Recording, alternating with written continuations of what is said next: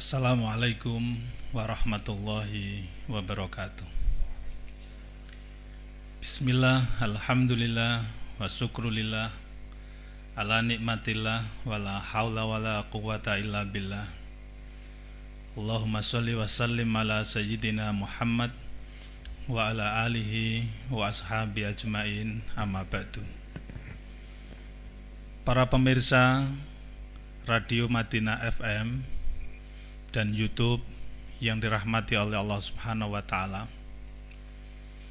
Marilah kita senantiasa bersyukur kehadirat Allah Subhanahu wa taala atas limpahan rahmat, nikmat serta hidayah yang telah Allah karuniakan pada kita sekalian.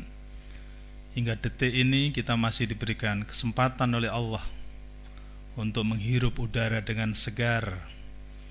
Kita masih diberikan kesempatan untuk melaksanakan ibadah suci di bulan Ramadan. Lebih-lebih di era wabah Covid seperti sekarang ini, kita telah diuji oleh Allah Subhanahu wa taala atas kesabaran kita.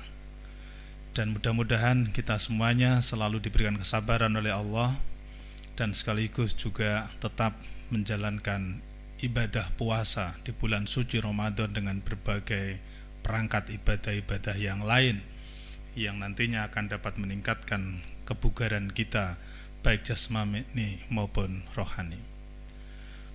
Ma'asyiral muslimin, para pendengar Radio Madinah FM dan YouTube yang dirahmati oleh Allah Subhanahu wa taala. Pada kesempatan ini satu tema yang sangat menarik untuk bisa kita kaji bersama, yaitu tentang moderatisme dan pendidikan multikultural. Tema ini sangat tepat ketika kita mencoba untuk melihat dan mendudukkan kita sebagai bangsa, kita sebagai warga negara, bahkan kita sebagai masyarakat dunia. Kenapa demikian? Sejak zaman Nabi Adam alaihissalam dan Siti Hawa, ini tentu Allah Subhanahu wa taala telah memberikan satu peluang untuk membangun sebuah budaya dan peradaban, sehingga Nabi Adam dan Siti Hawa yang merupakan makhluk Allah mulia yang pertama kali yang telah diciptakan oleh Allah di atas bumi ini kemudian memiliki keturunan-keturunan bahkan sampai kepada generasi sekarang ini. Tentu mereka telah dilahirkan dari berbagai macam latar belakang wilayah, dari berbagai macam negara, bahkan memiliki adat istiadat, memiliki agama, memiliki budaya, memiliki peradaban, bahkan etnis sekalipun. Ini telah ada di dunia ini. Oleh karenanya Allah Subhanahu wa taala telah memberikan satu penjelasan kepada kita, dan itu tertera di dalam surat Al-Hujurat ayat 13. Ya ayuhan nasu inna khalaqnakum min dzakari wa unsa wa ja'alnakum syu'uban wa qabaila lita'arafu inna akramakum indallahi atqakum. Wahai manusia, telah aku ciptakan kamu min dzakari wa unsa, dari jenis laki-laki dan jenis perempuan. Wa ja'alnakum syu'uban wa qabaila lita'arafu, dan aku jadikan kamu punya latar belakang suku dan sekaligus juga bangsa, lita'arafu, agar saling mengenal satu sama lain. Ini gerbang dunia multikultural itu dari sini, gerbang dunianya ini adalah dari sini. Maka kita tidak heran ketika manusia berada di satu wilayah tertentu, yang kemudian dia memiliki latar belakang budaya, latar belakang pendidikan, latar belakang pemahaman, latar belakang ekonomi, latar belakang ras, latar belakang agama yang berbeda-beda itu. Tetapi bukan berarti kemudian satu sama lain harus berperang, satu sama lain harus mempertahankan eksistensinya untuk mencapai satu kemenangan satu sama lain. Fastabiqul khairat boleh, tetapi sungguhnya untuk membangun satu budaya dan peradaban adalah lita'arofu, saling kenal mengenal. Bahkan di dalam beberapa tafsir di sana dijelaskan saling kerjasama satu sama lain. Ma'asyiral muslimin rahimakumullah, dalam konteks ini kita tidak mengenal Arab atau non-Arab, kulit hitam atau kulit putih. Kita tidak mengenal akan suku, agama, adat istiadat, dan seterusnya.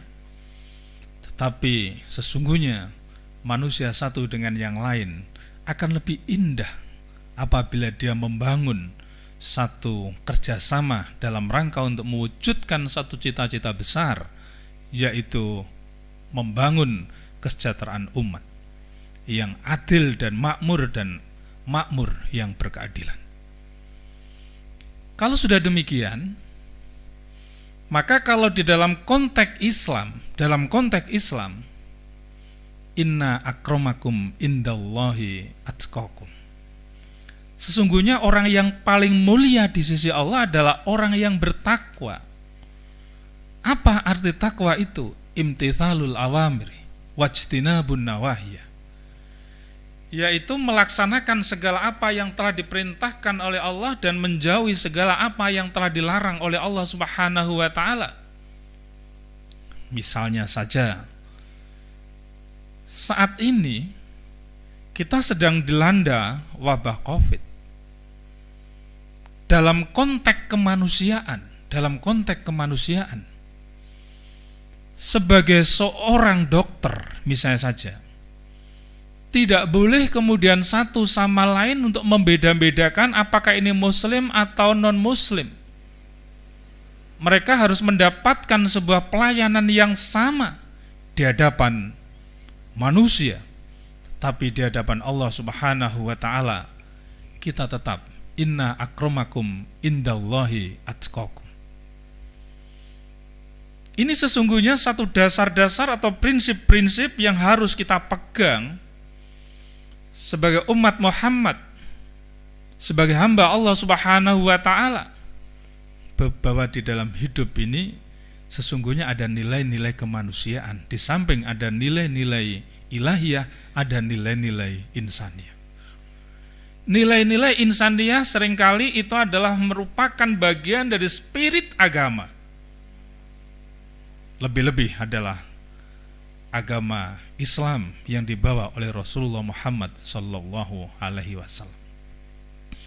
Ma'asyiral muslimin, pemirsa radio Madinah FM dan YouTube yang dirahmati oleh Allah Subhanahu wa ta'ala, Yusuf Qaradawi, beliau memberikan beberapa pemikiran-pemikiran yang sangat strategis terkait dengan konsep multikulturalisme dalam konsep masyarakat madani. Dan ini adalah merupakan satu kecermatan yang luar biasa di dalam melihat masyarakat di Madinah pada saat itu. Beliau menulis satu kitab yang bernama Al-Khasaisul Ammah lil Islam. Ada 7 konsep dasar multikultural di dalam membangun masyarakat madani. Pertama adalah Ar-Rabbaniyah, bahwa setiap negara, setiap wilayah, setiap daerah, bahkan setiap manusia, ketika dia mau melangkah, ketika dia mau melaksanakan segala sesuatu, maka harus memiliki arah dan tujuan. Konsep Ar-Rabbaniyah ini adalah menjadi dasar, arah, dan tujuan manusia hidup yang kita selalu kembalikan kepada Allah Subhanahu wa Ta'ala. Kita melaksanakan ibadah puasa, tujuannya adalah beribadah kepada Allah. Kita bekerja, tujuannya ibadah kepada Allah. Kita mendidik anak, tujuannya adalah ibadah kepada Allah. Kita sebagai seorang guru, tujuannya adalah ibadah kepada Allah Subhanahu wa Ta'ala. Kita berdagang, tujuannya adalah ibadah kepada Allah Subhanahu wa Ta'ala. Bahkan masyarakat yang berada di jalan memfasilitasi kebutuhan manusia. Saat ini ada Gojek, ada Grab, dan lain sebagainya. Dia punya tujuan untuk melaksanakan berbagai macam aktivitas itu, yakni mencari ridha Allah Subhanahu wa Ta'ala. Bagi seorang muslim, tapi bagi non-muslim seperti apa? Tujuannya adalah untuk membantu sesamanya. Tujuannya adalah untuk membangun sebuah budaya dan peradaban yang nantinya bisa memberikan manfaat kepada orang di sekelilingnya. Tujuannya adalah untuk mengembangkan ilmu pengetahuan. Tujuannya adalah untuk membangun satu tata kehidupan. Tujuannya adalah untuk membangun budaya dan peradaban sebagai tangga kehidupan manusia. Ada arah dan tujuan. Tapi bagi orang muslim jelas bahwa semuanya dikembalikan lagi kepada Allah Subhanahu wa Ta'ala. Itu yang pertama. Kemudian prinsip Rabbaniyah itu adalah sebagai sumber, sebagai dasar, sebagai acuan, bahkan metode berpikir sekalipun itu ada dasar-dasarnya. Dari mana itu? Yaitu dari Allah Subhanahu wa Ta'ala. Oleh karenanya ketika kita berpikir, ketika kita melaksanakan segala sesuatu, itu ada metode-metode khusus, ada teknik-teknik khusus. Bahkan sumbernya adalah Al-Quran maupun Al-Hadis. Bagi kita juga ada ijma, ada qiyas, misalnya saja dalam menyikapi berbagai macam persoalan hidup ini. Tidak serta-merta kemudian manusia mengambil sebuah istimbat hukum yang didasarkan kepada kemauan individu.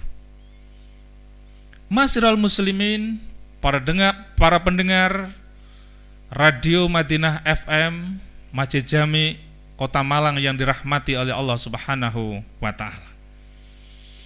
Ini jelas bahwa konsep dasar di dalam manusia hidup tujuannya adalah untuk mencari ridha Allah Subhanahu wa Ta'ala. Orang bekerja kemudian dia berprestasi, kalau dia niati untuk mencari ridha Allah Subhanahu wa Ta'ala, bukan diniati semata-mata untuk mencari duit, untuk mencari imbalan, tetapi semata-mata untuk mencari ridha Allah Subhanahu wa Ta'ala. Orang yang seperti ini sesungguhnya orang yang kaya. Dia bersyukur pada Allah Subhanahu wa Ta'ala akan prestasi-prestasi yang dia peroleh itu. Biarlah mengenai masalah-masalah rezeki itu biarlah Allah yang mengaturnya. Yang kedua adalah konsep multikulturalisme itu adalah al-insaniyah. Islam adalah agama kemanusiaan. Islam adalah agama yang mengatur tata kehidupan manusia, baik yang terkait dengan persoalan akidah, persoalan teologi, persoalan keyakinan, persoalan syariah, persoalan muamalat, persoalan ibadah, bahkan persoalan akhlak, ini telah diatur sedemikian rupa. Oleh karenanya di dalam kehidupan manusia itu, dalam perspektif Islam, manusia itu lahir, itu membawa fitrah yang disebut dengan fitrah mukhallaqah. Sejak manusia lahir itu sudah membawa fitrah itu. Fitrah untuk damai, fitrah untuk bahagia, fitrah untuk memberikan perlindungan, fitrah untuk sejahtera, fitrah untuk maju, bahkan fitrah untuk mengesahkan Tuhan sekalipun. Ini telah dibawa oleh manusia sejak lahir yang disebut dengan fitrah mukhallaqah. Ma'asyiral muslimin rahimakumullah. Ternyata Allah tidak melepas begitu saja dengan fitrah mukhallaqah, tetapi disertai dengan fitrah munazzalah. Untuk apa fitrah munazzalah itu? Untuk membimbing kehidupan manusia di muka bumi atau di dunia yang fana ini. Al-Quran dan hadis selalu membimbing, selalu memberikan petunjuk, bahkan menunjukkan mana yang baik dan mana yang buruk, mana yang benar dan mana yang salah. Bahkan dalam konteks etika, akhlakul karimah, agar supaya manusia bisa mendudukkan diri dengan baik di mana saja dia berada. Ini fleksibilitas kehidupan manusia telah dibangun sedemikian rupa dalam satu konsep agama, bahkan dalam konsep kemanusiaan.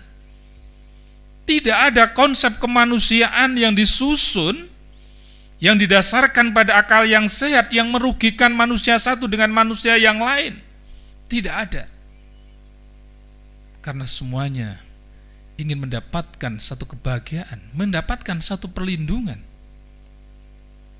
Islam adalah agama kemanusiaan. Bahkan manusia ini memiliki kecenderungan untuk membangun sifat-sifat kemanusiaan itu. Dan konsep utamanya adalah melalui tarbiyah, melalui satu pendidikan yang disebut dengan pendidikan multikultural salah satunya. Yang ketiga adalah konsep as-sumuliyah. Islam menjangkau segala tingkah laku manusia. Bahkan dalam konsep pendidikan ada yang begitu ekstrim tentang filsafat misalnya saja. Segala sesuatu itu inginnya dirasionalkan. Bahkan kenapa terjadi dan munculnya beberapa madhab, ini sesungguhnya juga bermuara dari sebuah perspektif di mana manusia telah dilahirkan dengan latar belakang, dengan kultur yang berbeda, pendidikan yang berbeda, wilayah yang berbeda, letak geografis yang berbeda, pengalamannya pun berbeda, pengetahuannya pun berbeda, pemahamannya pun juga berbeda, pengertiannya pun juga berbeda. Inilah yang melatar belakangi terhadap munculnya berbagai macam pemikiran, munculnya berbagai macam madhab. Selama pemikiran-pemikiran itu didukung dengan satu argumentasi yang kuat, munculnya berbagai madhab juga telah didukung dengan satu argumentasi yang kuat, sehingga di situ akan menghasilkan satu perilaku manusia yang sangat beragam. Keragaman inilah sesungguhnya yang menjadi pemicu pendidikan multikultural. Sejauh mana seseorang memiliki satu sikap-sikap toleran di tengah-tengah perbedaan yang ada itu. Islam hadir bukanlah satu konsep yang sangat eksklusif dalam tanda kutip dari sisi muamalah, tapi dari sisi akidah memang sudah finish. Memang sudah tidak bisa diotak-atik lagi, yaitu la ilaha illallah Muhammadur Rasulullah. Tiada Tuhan selain Allah dan Muhammad adalah Rasulullah. Ini satu konsep yang memang tidak bisa diotak-atik, tapi dalam konsep-konsep yang bersifat muamalah, bahkan terkait dengan persoalan akhlak sekalipun, itu masih bisa diotak-atik, terutama yang terkait dengan hablum minan nas, tapi hablum minallah itu sudah jelas. Kemudian yang keempat, konsep multikulturalisme adalah konsep al-wasatiyah. Islam menghendaki satu pemeluknya memiliki sifat-sifat moderat, menjaga harmonisasi satu sama lain, tidak berat sebelah. Walaupun di dunia itu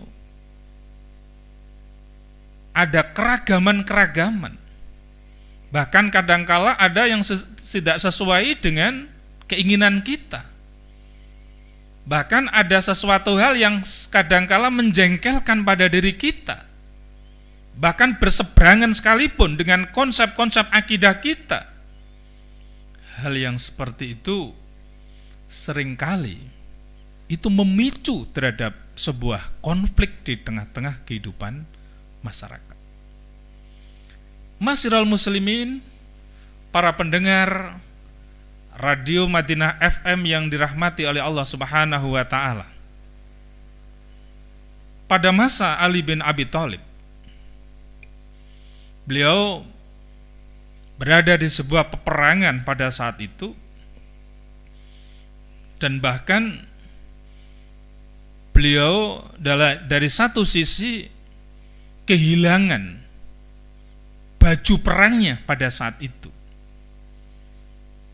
Lalu kemudian baju perang itu ternyata suatu saat dipakai oleh seorang Nasrani. Lalu kemudian diminta tidak boleh. Diminta oleh sahabat Ali bin Abi Thalib, Khulafaur Rasyidin. Lalu kemudian Ali bin Abi Thalib menyampaikan laporan itu kepada sebuah kantor pengadilan kalau pada zaman sekarang. Pada saat itu hakimnya adalah Suraih, Hakim Suraih. Lalu setelah dilaporkan ke pengadilan dan kemudian disidangkan, Ali menggugat bahwa baju perang itu adalah miliknya. Tapi Suraih pada saat memegang baju itu dan diminta tidak boleh. Lalu kemudian si Suraih sebagai seorang hakim bertanya kepada orang Nasrani tadi, apakah itu bajumu? Iya, ini baju saya. Apakah itu bukan baju Ali bin Abi Thalib?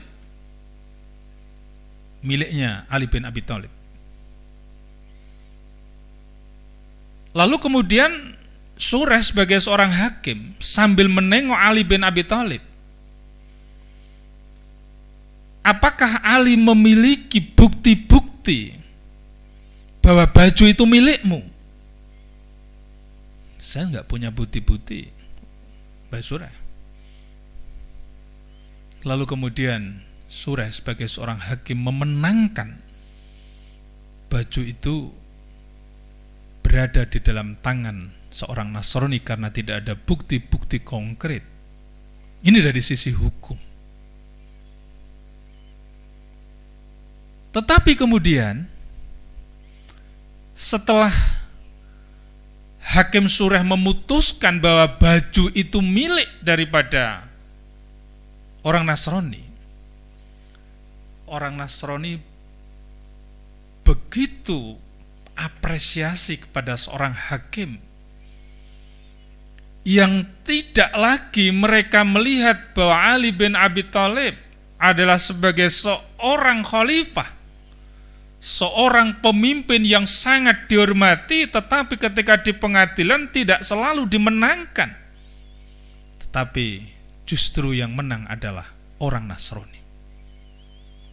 Ini satu penilaian yang sangat positif dari seorang Nasrani, yang kemudian seorang Nasrani ini masuk Islam dengan satu tampilan hukum yang telah ditunjukkan tentang persoalan keadilan tadi itu di hadapan seorang khalifah. Dan pada akhirnya apa? Orang Nasrani sudah masuk Islam dengan konsep-konsep yang telah ditampilkan yang sangat rasional tadi, yang selalu adil ini, orang Nasrani begitu takjub tentang konsep-konsep Islam itu sendiri. Yang pada akhirnya ketika orang Nasrani itu mau menyerahkan baju kepada Ali bin Abi Thalib, karena baju itu memang milik Ali bin Abi Thalib ketika perang itu terjatuh, yang kemudian diambillah oleh seorang Nasrani tadi itu, yang kemudian ketika mau diserahkan kepada Ali bin Abi Thalib, tapi Ali bin Abi Thalib justru mengatakan, silahkan engkau ambil. Ini satu peristiwa yang luar biasa.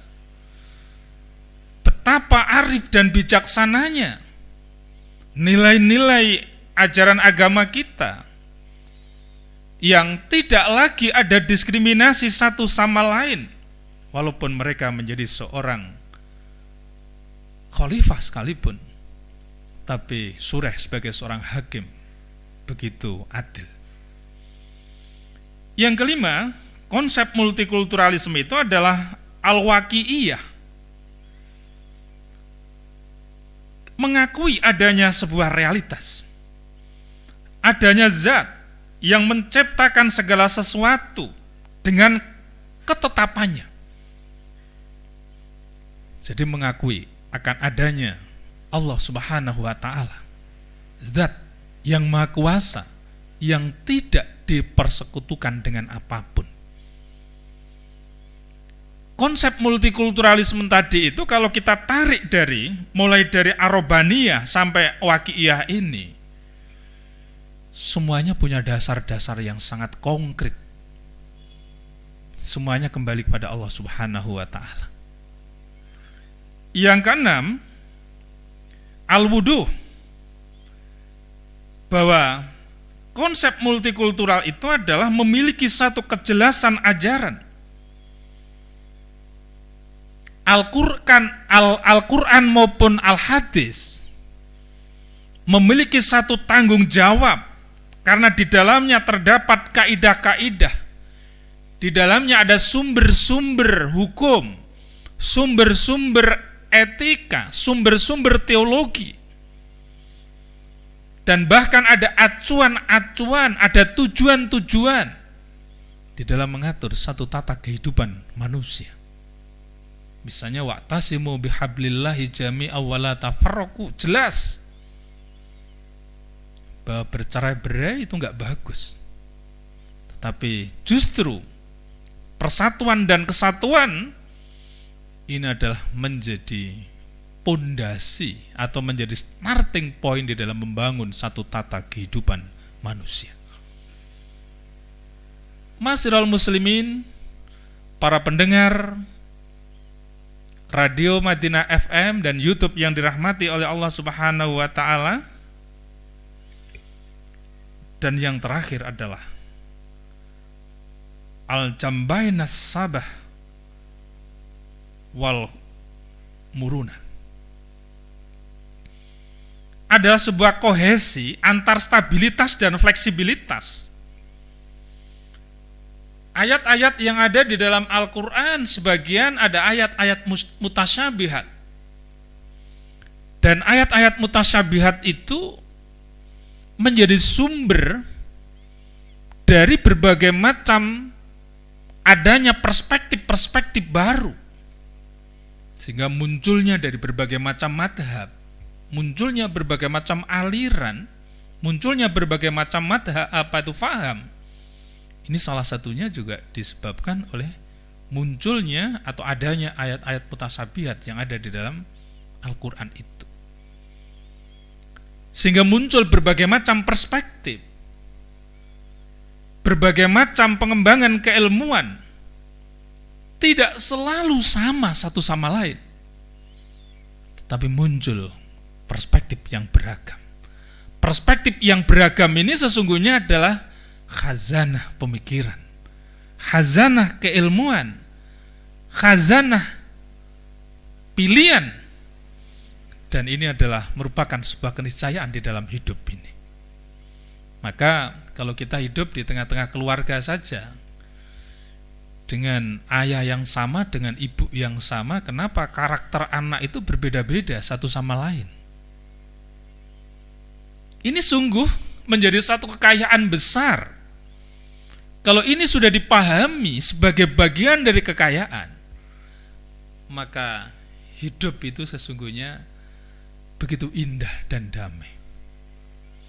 Itu samalah ketika kita melihat di depan rumah kita ada bunga-bunga segar, warna-warni.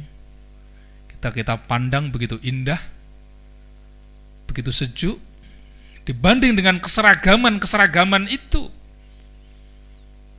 Ya, ini sudah salah satu miniatur dalam hidup di dunia ini.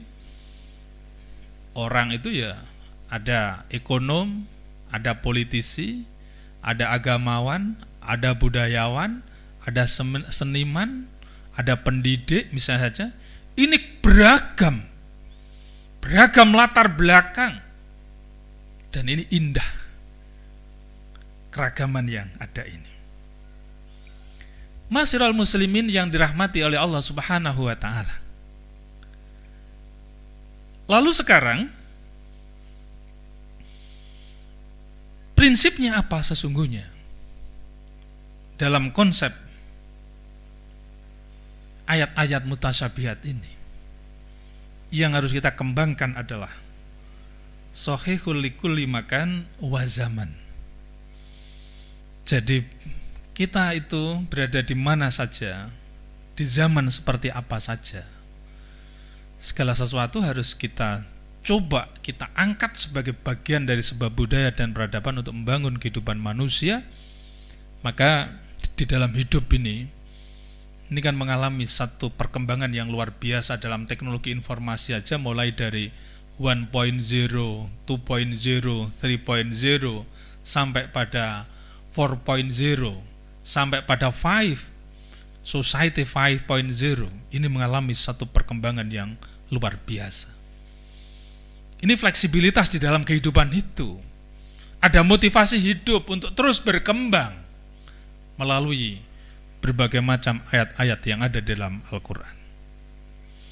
Nah, sekarang adalah kita mencoba untuk mendudukkan moderat. Kalau tadi kita berbicara tentang konsep multikulturalisme, sekarang kita berbicara tentang moderat. Saya terus terang begitu kagum para masyayikh kita, mulai dari Hadratus Syekh Hasyim Asy'ari sampai kepada Kiai Ahmad Siddiq, dan sekarang dilanjutkan oleh para kiai-kiai yang lain. Beliau memiliki satu konsep moderat itu, yang sesungguhnya di dalamnya adalah ada tawasud, ada tawazun, ada tasamuh, dan ada i'tidal. 4 konsep itu diantaranya adalah prinsip-prinsip Islam Ahlus Sunnah wal Jamaah, yang itu adalah konsep moderat di dalam kehidupan manusia, yang kita tidak asing lagi di dalam hidup ini. Karena Islam sesungguhnya adalah moderat. Islam adalah inklusif, bukan eksklusif. Islam tidak fanatisme sempit, tetapi Islam justru berada dalam koridor yang bisa membahagiakan dan menciptakan satu keteduhan. Misalnya saja di dalam konsep tawassut, di dalam surat Al-Baqarah ayat 143 ditegaskan, wa kadzalika ja'alnakum ummatan wasaton litakunu syuhada 'alan nasi wa yakunur rasul 'alaikum syahid. Ini jelas sekali memberikan satu pemahaman bahwa Islam ini adalah menganjurkan pada umatnya untuk selalu memiliki sikap-sikap yang moderat. Sikap-sikap yang moderat. Misalnya saja Ibnu Asyur di dalam tafsirnya di sana ditegaskan bahwa moderat itu adalah antara dua macam sifat tercela. Sifat ekstrem yang sesungguhnya selalu kita jumpai di tengah-tengah kehidupan masyarakat. Contoh misalnya saja, ada seorang yang di dalam hidupnya itu penakut. Jadi dia serba takut, mau melangkah takut, apalagi di wabah COVID seperti ini, selalu takut mau keluar misalnya, mau beribadah ke masjid takut, ketemu orang takut itu. Tapi juga ada yang sembrono gitu. Mereka dengan dengan keberaniannya setiap ketemu orang salaman, misalnya. Setiap ketemu orang merangkul misalnya saja. Setiap ketemu orang pokoknya seperti halnya tidak ada wabah lah gitu. Ini sembrono ini. Yang satu penakut, yang satu sembrono. Ini juga sangat membahayakan sekali ini. Sangat membahayakan sekali. Oleh karenanya harus ada jalan tengah ini. Jadi jangan menjadi penakut, tetapi juga jangan menjadi sembrono. Dia berani, dia harus berani, tetapi beraninya itu tetap dalam batas-batas tertentu. Batas-batas tertentu. Ya dia tetap ke masjid, dia menggunakan masker, bisa saja. Dia tetap sholat di masjid, dia menggunakan jarak, dia tetap ke masjid, ketemu orang dengan salim dia, dengan menekan di atas dadanya, begitu dekat, simbol-simbol itu, dan itu sudah menunjukkan bahwa rasa cintanya untuk bisa saling bertemu, tidak lagi bersalaman misalnya, karena protokolnya demikian untuk mencegah wabah COVID itu. Ini yang disebut sebagai tawassut. Dia moderat. Dia moderat. Begitu pula di tengah-tengah kehidupan masyarakat. Ada orang yang begitu radikal, misalnya saja. Tapi ada yang begitu liberal, misalnya saja. Maka Islam ini harus mengambil di tengah-tengah ini. Jadi di tengah-tengah ini rahmatan lil alamin lah sesungguhnya, damai dalam konsep tawassut itu. Ada yang lain misalnya saja, ma'asyiral muslimin, kita seringkali melihat orang-orang kikir di tengah-tengah masyarakat, orang medit. Orang yang seakan-akan tidak tahu masyarakat yang ada di sekitar. Di situ ada orang miskin, di situ ada orang kekurangan, apalagi ini di bulan suci Ramadan misalnya saja, yang biasanya leluasa kita naruh di masjid, bahkan kita bisa anjang sana dan sebagainya. Kita tetap harus paham orang yang ada di sekitar kita. Tetapi juga kita jangan terlalu boros. Kalau boros ini kan orang menganggapnya, atau dalam ajaran kita itu adalah merupakan perilaku setan karena keborosannya itu. Maka dalam hidup itu harus adil, harus adil. Jadi keadilan hadir, ini bagian dari moderat ini. Proporsional lah, katakanlah seperti itu. Dia selalu bersikap proporsional, dia tidak terlalu boros, tetapi dia juga bukan orang yang kikir. Ya, wajar-wajar sajalah, wajar-wajar saja dalam hidupnya itu. Ya, dia suatu saat jadi orang dermawan, suatu saat mereka juga harus mengendalikan diri, begitu, sehingga yang di rumah masih tetap kebagian, misalnya saja. Kalau terus boros, yang di rumah nggak kebagian, itu nanti. Ini satu konsep-konsep yang harus kita kembangkan. Murah hati, orang yang murah hati, seperti itu. Nah, di dalam teologi Islam, Asy-Sya'rawi di dalam tafsirnya di sana ditegaskan bahwa di dalam kehidupan di dunia ini kita mengenal ada kelompok-kelompok ateis, tetapi juga ada kelompok-kelompok yang memiliki satu konsep politeis, yaitu memiliki Tuhannya itu bukan satu, tapi Tuhannya lebih dari satu. Tapi ada yang tidak bertuhan. Nah, ini kan unik di sini. Ada yang tidak bertuhan, ada yang Tuhannya lebih dari satu. Nah, Islam hadir. Ini adalah membawa satu konsep la ilaha illallah. Tiada Tuhan selain Allah. Esa, satu yang tidak ada yang menyekutui. Tidak ada yang menyamai tentunya. Begitu pula dalam konsep teologi Islam, kita harus bisa mengembangkan di dalam hidup ini. Bukan semata-mata kita berorientasi kepada kehidupan akhirat dan kita melupakan kehidupan yang bersifat duniawiyah. Ini juga tidak diperbolehkan. Maka Islam itu menganjurkan bahwa manusia harus bisa menyeimbangkan antara kehidupan dunia dan kehidupan akhirat. Ketika dia menanam melalui berbagai macam rangkaian kegiatan, rangkaian aktivitas, rangkaian ibadah kepada Allah Subhanahu wa taala, atau rangkaian melaksanakan berbagai macam pekerjaan kita, dimensinya adalah dimensi rububiyah. Dimensinya adalah dimensi mencari ridha Allah Subhanahu wa taala. Maka dari itu Islam menganjurkan ikmal lidunyaka ka'annaka ta'isu abadan wa'mal li akhiratika ka'annaka tamutu ghadan. Keseimbangan hidup dunia dan akhirat. Seakan-akan kita bekerja seakan-akan hidup selama-lamanya, tetapi kita juga beribadah kepada Allah seakan-akan kita akan mati besok. Kita bekerja untuk memberikan nafkah kepada keluarga. Kita bekerja untuk meningkatkan kualitas ibadah pada Allah. Karena hasil pekerjaan kita itu bisa untuk ibadah, bisa untuk haji, bisa untuk umroh, bisa untuk zakat, misalnya saja, bisa untuk modal puasa dan lain sebagainya, tetapi berdimensi ukhrawiyah.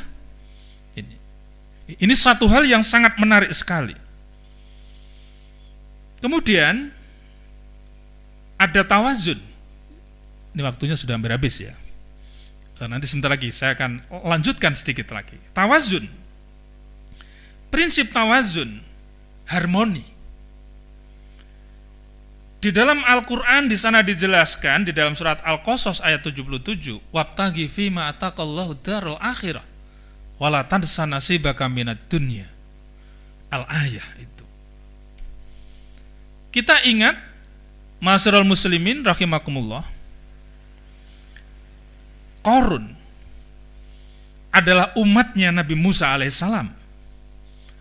Qarun yang awalnya begitu dekat ketaatannya kepada Allah Subhanahu wa taala, orang yang ahli ibadah, orang yang selalu taqarrub pada Allah Subhanahu wa taala. Tapi ketika Qarun ini diberikan satu ujian oleh Allah Subhanahu wa taala berupa kekayaan yang melimpah, ma'asyiral muslimin, itu bukan semata-mata menjadi target utama.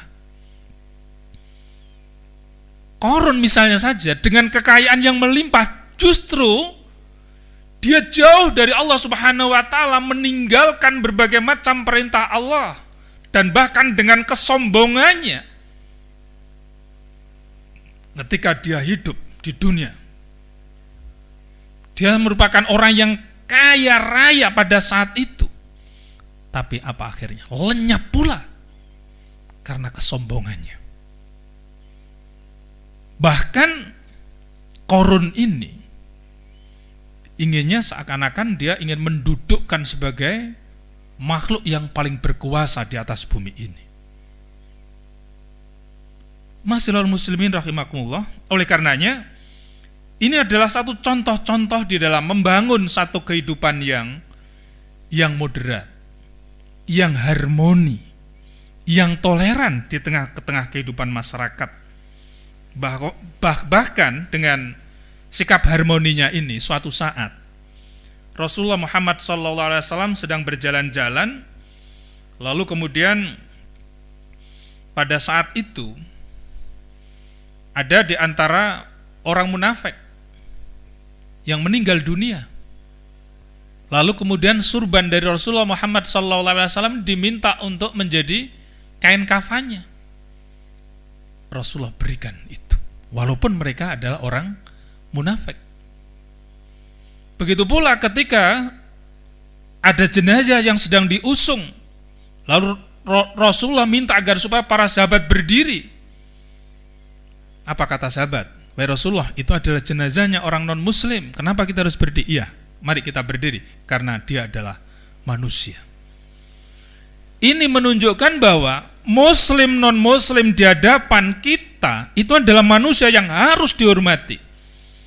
Apalagi negara kita adalah negara Bhinneka Tunggal Ika, yang di negara kita juga ada berbagai pemeluk ajaran agama, bukan hanya Islam. Ma'asyiral muslimin rahimakumullah, karena memang waktunya begitu terbatas, mungkin akan ada tanya jawab, mungkin saya persilahkan. Terima kasih atas penyampaian pada pagi hari ini. Ada 3 pertanyaan, Profesor. Yang pertama adalah, apa yang Profesor Maskuri sampaikan adalah suatu idealisme. Namun pada kenyataannya ada di antara umat Islam yang begitu eksklusif, merasa paling benar, dan bahkan ingin menjadikan khilafah sebagai dasar negara ini. Bagaimana Profesor ini bisa diuraikan kenyataan ini? Ya. Terima kasih, Prof. Baik. Ma'asyiral muslimin rahimakumullah, kita harus ingat bahwa pada masa Rasulullah Muhammad SAW, beliau sebagai nabi, sebagai rasul, sebagai individu, sebagai warga masyarakat, bahkan sebagai kepala negara, bahkan sebagai hamba Allah yang menerima wahyu pertama kali, yaitu Al-Quranul Karim. Kalau kita melihat bahwa Rasulullah pun juga tidak pernah mendeklar ada konsep negara Islam, konsep khilafah. Piagam Madinah menunjukkan bahwa satu kondisi kehidupan masyarakat yang sangat beragam, yang sangat plural, yang sangat multicultural, disinilah kehadiran Rasulullah Muhammad SAW menjadi pelindung, menjadi pembimbing, menjadi pengayom, menjadi penyejuk. Andaikan Rasulullah pada saat itu ingin menjadikan Madinah sebagai negara Islam, bisa jadi, tapi Rasulullah tidak demikian. Peluang justru besar pada saat itu dibanding dengan sekarang. Bahkan suatu saat Rasulullah Muhammad SAW sudah berada di tengah-tengah kaum Quraisy, yang orang-orang Quraisy pada saat itu begitu tidak sukanya kepada Rasulullah Muhammad SAW. Bahkan Rasulullah seringkali mendapatkan caci maki, bahkan juga mendapatkan satu jebakan ketika di tengah jalan, diludahin dan lain sebagainya. Satu kesempatan pertemuan dengan orang-orang kafir Quraisy pada saat itu. Orang kafir Quraisy sudah ancang-ancang ini. Ancang-ancangnya apa? Ini Rasulullah pasti akan marah. Akan marah besar karena diperlakukan tidak manusiawi. Tapi apa yang Rasulullah sampaikan di hadapan orang-orang kafir Quraisy? Saya senang bisa bertemu Anda. Saya bahagia bisa bertemu Anda. Dan saya tidak akan marah kepada Anda. Saya akan menghargai Anda. Sikap dan tampilan Rasulullah Muhammad SAW seperti inilah yang kemudian dipuji oleh Allah Subhanahu wa Ta'ala dengan kalimat innaka la'ala khuluqin adzim. Sesungguhnya engkau wahai Rasulullah, wahai Muhammad, yang memiliki satu kepribadian dan akhlak yang agung, akhlak yang mulia itu. Apa dasarnya khilafah? Apa dasarnya negara Islam? Justru ingin meletakkan Islam yang sangat kerdil, ingin meletakkan Islam yang begitu sempit, ingin meletakkan Islam bukan Islam rahmatan lil alamin, tetapi Islam hanya menurut perspektif orang-orang tertentu. Naudzubillah min dzalik. Mudah-mudahan ini didengar oleh masyarakat yang mengaku dirinya sebagai seorang muslim, sebagai seorang mukmin, tetapi sikap dan perilakunya bukan sebagai seorang mukmin dan sebagai seorang muslim. Ma'asyiral muslimin rahimakumullah. Islam anggun, Islam bermartabat, Islam harmoni, Islam toleran, Islam proporsional, Islam moderat di tengah-tengah heterogenitas yang ada. Islam indah, tidak lagi Islam didudukkan begitu sempit, dan tidaklah Islam didudukkan untuk berhadapan-hadapan dengan sesama manusia, tetapi Islam menghargai manusia hidup dengan keragaman yang ada. Lakum dinukum waliyatin. Gitu Mas, kira-kira. Menarik sekali, Prof. Ini ada pertanyaan yang kedua. Baik. Assalamualaikum Profesor. Waalaikumsalam warahmatullahi wabarakatuh. Dunia maya kita rasakan akhir-akhir ini agak liar dalam kaitannya dengan pemahaman agama. Ada seorang, ya mungkin beberapa orang, seseorang agamawan biasanya begitu santun dalam bersikap dan berkata. Namun akhir-akhir ini mereka agak sedikit liar, bahasanya agak sedikit liar dan eksklusif. Berlebihan ketika berada dalam dunia maya. Apa sebenarnya yang terjadi dan bagaimana solusi yang bisa diberikan, Prof? Iya. Baik, ma'asyiral muslimin rahimakumullah. Kita telah memiliki satu prinsip-prinsip akidah. Kita telah memiliki dasar-dasar syariah. Kita telah memiliki dasar-dasar etika. Maka kita harus menimang-nimang lebih dahulu. Memang dunia maya saat ini bisa ia gunakan dengan dakwah yang kadangkala begitu menghipnotis seseorang dengan cara mereka, dengan model retorika mereka, dengan cara mereka memikat orang lain, terutama bagi orang-orang yang gersang ilmu agamanya. Perlu hati-hati ma'asyiral muslimin rahimakumullah, terutama di media online. Ketika ada orang yang berpesan, ketika ada orang yang berdakwah, ketika ada orang yang menyampaikan satu pemikiran-pemikiran, tapi tolong Anda harus melakukan satu muhasabah, melakukan satu introspeksi diri, rasional atau tidak.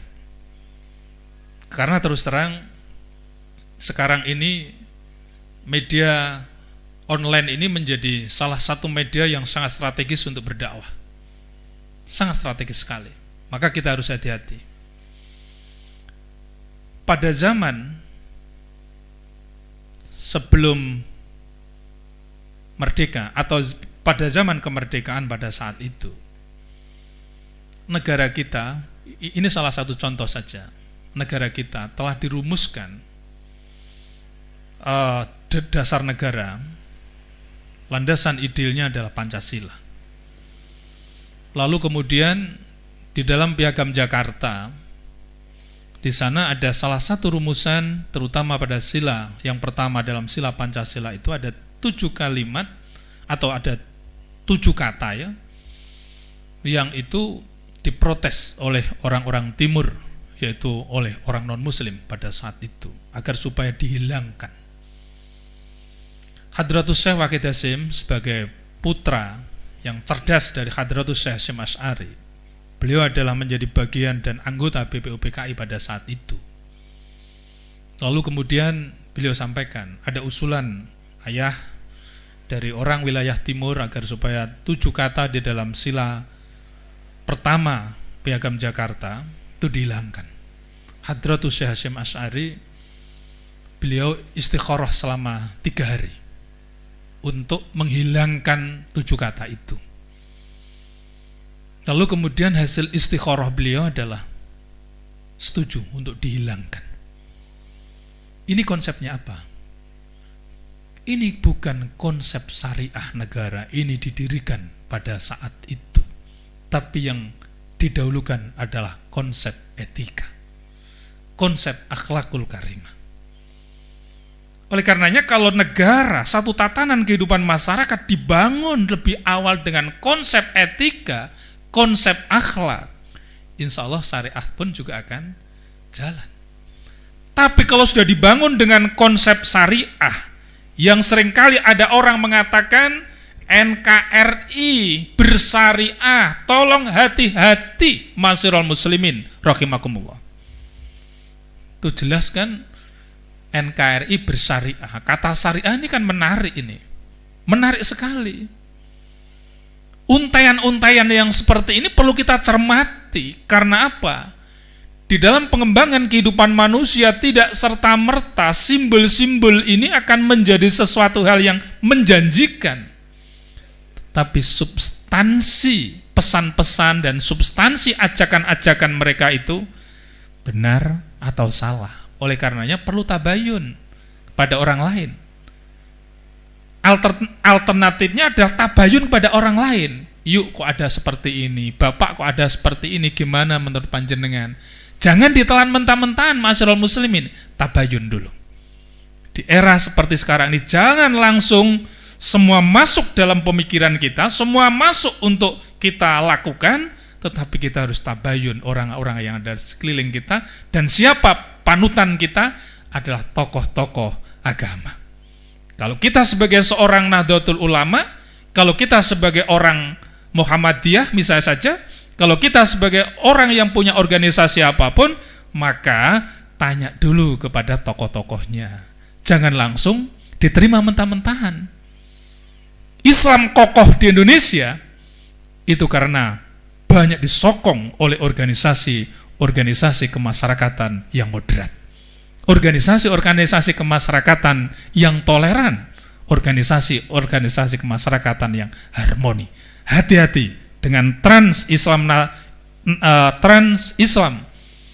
yang saat ini sedang masuk ke Indonesia. Kita harus waspada agar supaya kita tidak tercerabut dari akar kemanusiaan yang memiliki dasar-dasar Islam Ahlussunnah wal Jamaah An-Nahdliyah itu.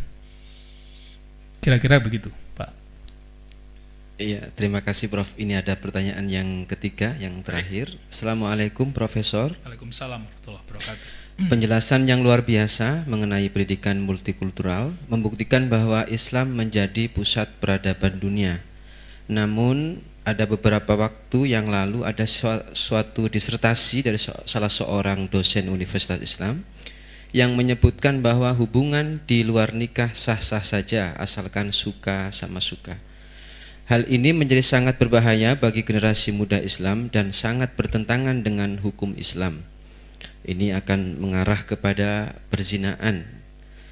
Nah, pertanyaannya, bagaimana Profesor melihat fakta ini yang sangat miris, di mana disertasi ini dibuat oleh seorang akademisi, dosen dari Universitas Islam, dan bagaimana solusi kita menyikapinya? Terima kasih, Pak. Ya. Baik, para pendengar yang dirahmati oleh Allah Subhanahu wa taala. Ini audien kita kritis-kritis ya. Di mana saja berada, 3 pertanyaan tidak ada yang ringan tapi berat-berat semuanya. Apalagi ini terkait dengan hasil satu kajian. Dan terus terang si penanya perlu saya sampaikan bahwa kajian ini telah banyak mendapatkan satu kritik. Dan bahkan dari perguruan tinggi yang bersangkutan pun juga sudah memberikan semacam ada semacam tabayun ya terkait dengan persoalan ini.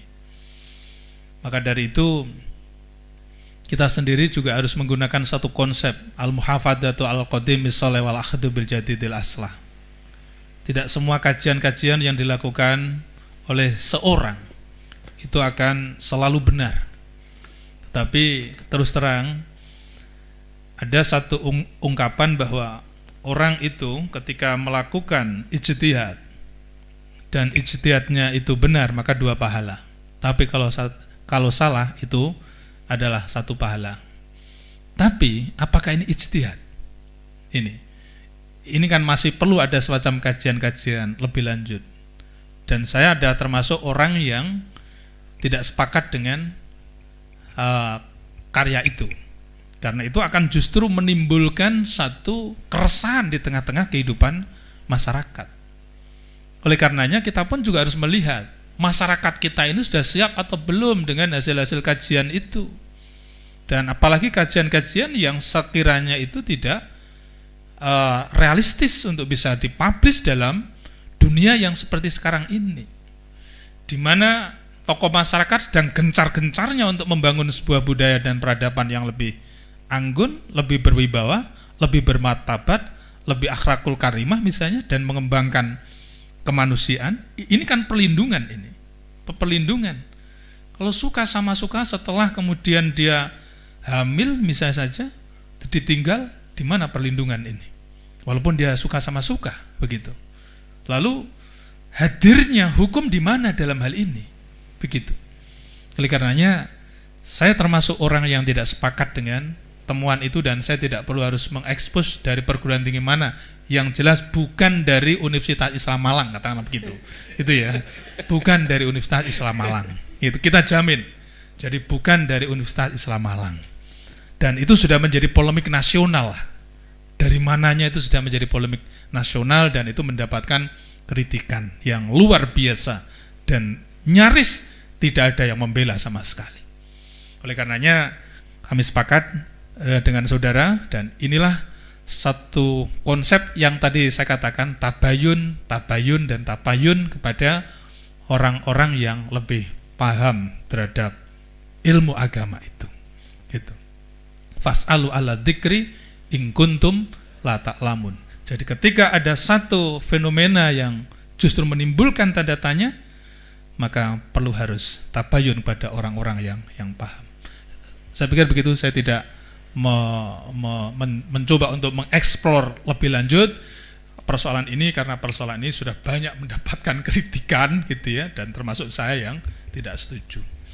Baik, demikian ma'asyiral muslimin, para pendengar Radio Madinah FM yang dirahmati oleh Allah dan sekaligus YouTube di mana saja berada.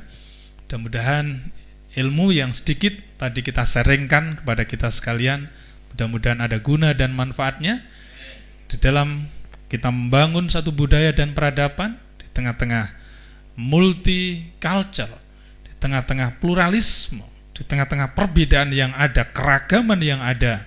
Tetapi sesungguhnya Islam adalah rahmatan lil alamin.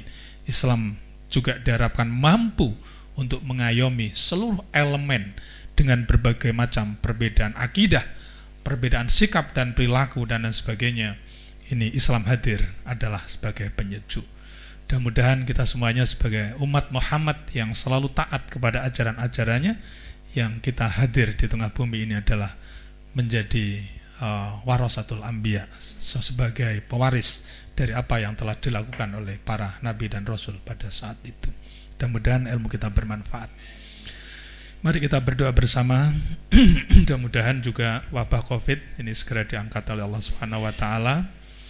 Kemudian ilmu kita juga bermanfaat, kita selalu diberikan kesehatan oleh Allah, kita selalu diberikan maunah oleh Allah, sehingga kita termasuk orang-orang yang kuat di dalam menjalankan ibadah di bulan suci Ramadan, yang pada akhirnya kita mendapatkan sebuah predikat muttaqin. A'udzubillahi minasyaitonirrajim. Bismillahirrahmanirrahim. Allahumma shalli wa sallim ala sayyidina Muhammad wa ala sayyidina Muhammad walhamdulillahi rabbil alamin. Hamdan syakirin, hamdan naimin, hamdan yuwafi ni'amahu yukafi'u mazidah. Ya Rabbana lakal hamdu kama yanbaghi li jalali wajhika wa 'azimi sultanik. Allahumma shalli ala sayyidina Muhammadin salatan tunjina biha min jamil ahwali wal afat wa taqdilana biha jamil hajat wa tahiruna biha min jamil sayyi'at wa tarfa'una biha indaka darajat wa tuballighuna biha salghayat min jamil khairati fil hayati wa ba'dal mamat. Allahumma anfa'na bima 'allamtana wa 'allimna ma yanfa'una. Allahumma anzilna munzalan mubarakan wa anta khairul munzilin. Allahumma yassir lana wa la tu'assir alaina umur ad-dunya wal akhirah. Allahumma nas'aluka mujibat rahmatika wa azaima maghfiratika wa salamata min kulli ismin wal ghanimata min kulli birrin wal fawza bil jannah. Rabbana qinna bima razaqtana wa barik lana fi ma ataitana wa akhlif alayya kullu badlana minka bil khair. Allahumma ja'alna auladana wa dhurriyyatina wa ahlana wa talamidana min ahli ilmi wa ahli khair wa ahli al-Qur'an wa ahli al-ibadah wa ahli at-ta'ah wal istiqamah bi rahmatika ya arhamar rahimin. Allahumma adfa'na al-ghala wal bala wal waba wal fakhsha wal munkar was sufal mukhtalifata was sadaida wal mikana ma dhahara minha wa ma batan wa khususan biladil muslimina amma innaka ala kulli syai'in qadir innaka ala kulli syai'in qadir innaka ala kulli syai'in qadir. Rabbana adkhilna mudkhala sidqin wa akhrijna mukhraja sidqin waj'alna min ladunka sultanan nasira wa qul ja'al haqq wa zaqal batilna al batila kana zahuqa. Rabbana atina min ladunka rahmah wa hayyi' lana min amrina rasyada. Rabbana atina fid dunya hasanah wa fil akhirati hasanah wa qina adzabannar wa adkhilna jannata ma'al abrar ya aziz ya ghaffar ya rabbal alamin. Subhana rabbika rabbil izzati amma yasifun wa salamun alal mursalin walhamdulillahi rabbil alamin.